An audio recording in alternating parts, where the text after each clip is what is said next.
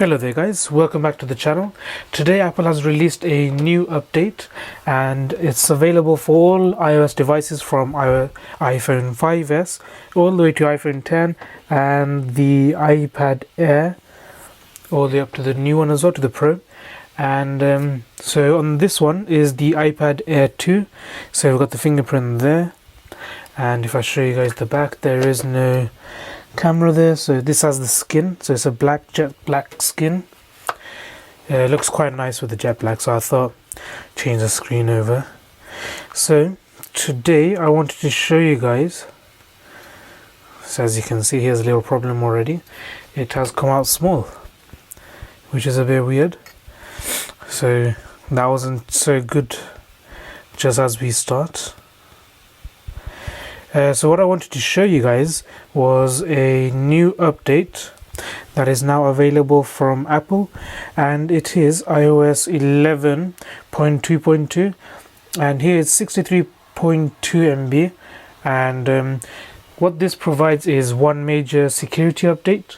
So if you've been watching the news, you can, if you've heard of Intel and ARM, they have had a flaw basically. So it's a backdoor flaw, and it basically, what happens is it lets hackers control the device, and they can do whatever they want basically. And with this, this has the flaw actually has, it's been there since about 20 years ago now, I think it was.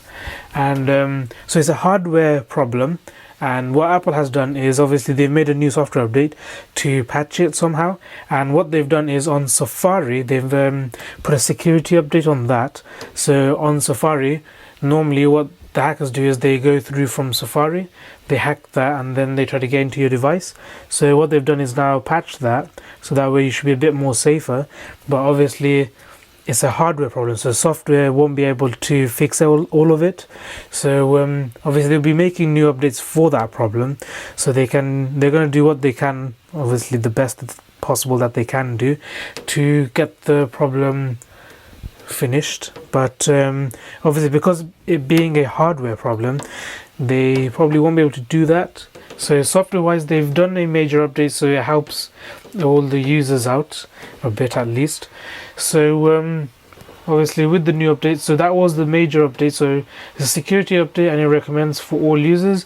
Obviously it's going to say that because it's a big update, especially for a security patch like that as well.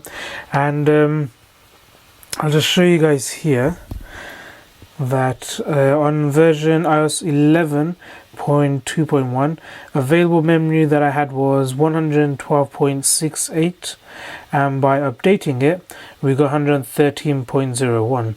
so we got a couple back. And as you can see, it's on 11.2.2. and Geekbench score, here you can see on iOS 11.2.1 the score for single core score was 1817, and for multi-core score it was 4393.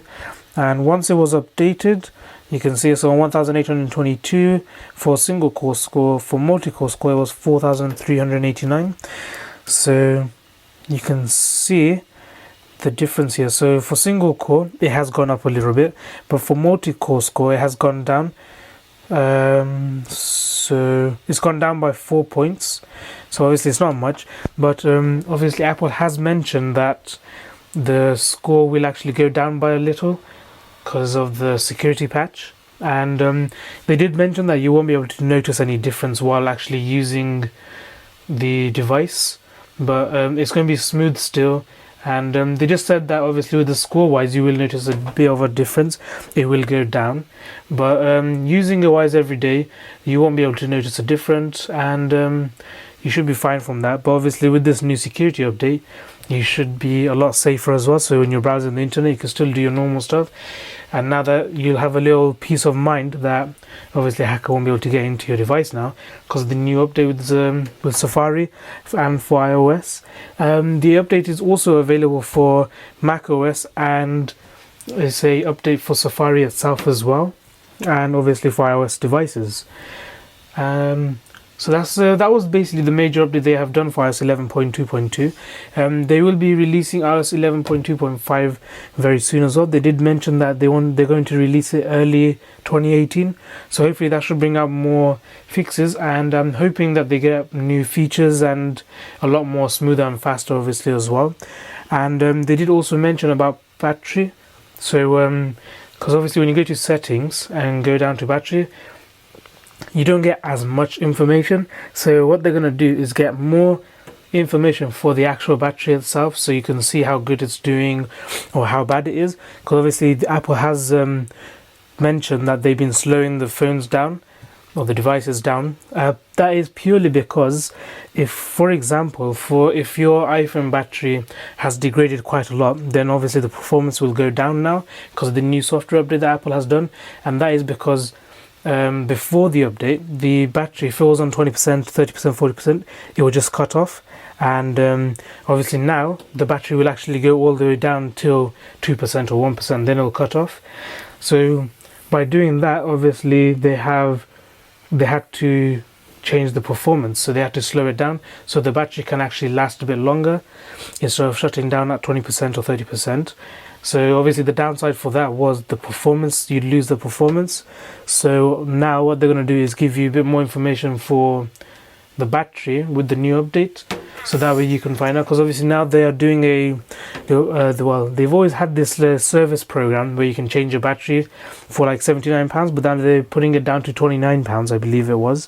So that should help a lot more users. So if you get a new battery, your phone becomes faster again, so as if it was like brand new again, because obviously the battery can handle the speed of the processors and the phone can then run smoothly. So if you've got a phone that's running quite slow, then obviously that might be because the battery has degraded quite a bit.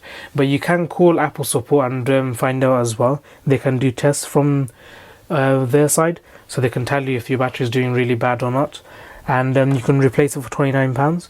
So by replacing it, obviously the device will go faster, and it should be a lot smoother, because they found evidence as well.